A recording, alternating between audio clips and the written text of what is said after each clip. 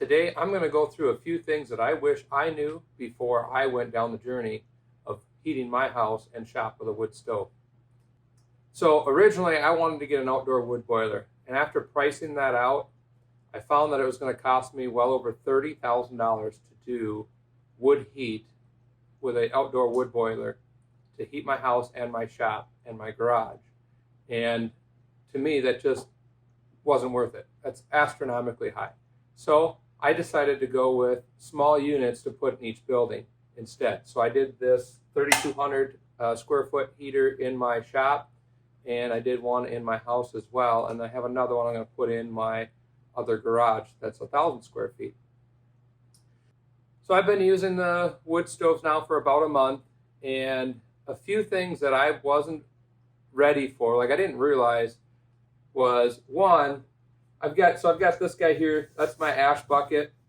I can fill one of those up in 1 week of burning, and that's burning 1 to 2 fires a day during these shoulder months. It's only been around like 30. Some days been getting up to 40, almost 50 degrees, and that's enough to produce about 5 gallons of ash in 1 week, which is a lot more ash than I thought. So I'll be making trips out to the garden weekly to dump the ash, which, again, it's not a big deal. It's just I wasn't expecting to have that much ash.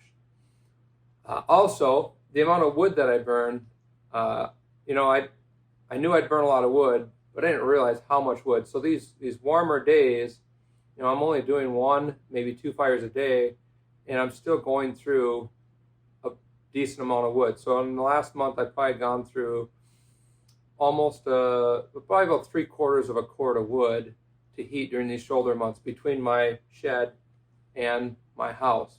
Now it's only the end of November right now, so we haven't even gotten into the coldest months yet.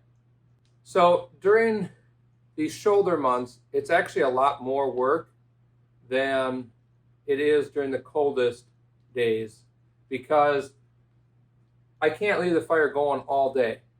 I have to let it stop, or the house overheats, the shop will overheat. So I have to let it burn out. And so when I'm restarting a fire at night, it takes a lot more time to restart a fire from scratch than it does to just throw some logs in. Like this morning, I threw some logs in here on some hot ashes, and I didn't have to do anything. It's ready to go. It just starts on its own. It's slowly starting to fire up here. Where during the warmer months, you have to spend 10-15 minutes every day to start that fire, which is just more time than I would have thought. I didn't anticipate that. Is it a big deal for me? No, it's not, because I work from home. I'm always here. It's not a big deal. Now, if I had a 9-to-5 job and I had to go somewhere every day for work, I can see having the wood stove being a little bit more of an inconvenience, because you gotta have the time to get the fire going and get it set before you can leave. So again, for me, it's not that big of a deal, but it's just something I didn't anticipate. I thought you'd light the fire once and then it'd go for the entire year, and you'd constantly just keep reloading it rather than having to start it again. The amount of time that I spend moving firewood is also another factor. I mean, I anticipated that. I kind of was aware of that, but again, it's one of those things that it takes a lot of time. So it's not a ridiculous amount of time, but it's just another thing to consider. You have to split the firewood, stack it and all that, or you got to buy the firewood. Maybe that's what you're doing. But then it's getting it from your stack pile into the garage or into your basement, into your house, which takes time. It's messy, but if you have the right setup, it's not a big deal. Like for me, I got a concrete floor here. I got a concrete floor in the basement where the wood stove is. I can sweep it up. Overall, I'm glad that I went with the decision to put in the wood stove. Our gas prices last year had doubled, and to heat my house and my shop this year, our most expensive month would be about $600, and I just couldn't justify that amount of money on heating when I have an ample supply of wood.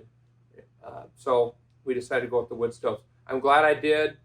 The little bit extra work, yes, it's kind of an inconvenience, but to me it's worth it, because our goal here on our homestead is to be as self-sustaining as we can. So when push comes to shove, if it ever does, we're able to heat our house.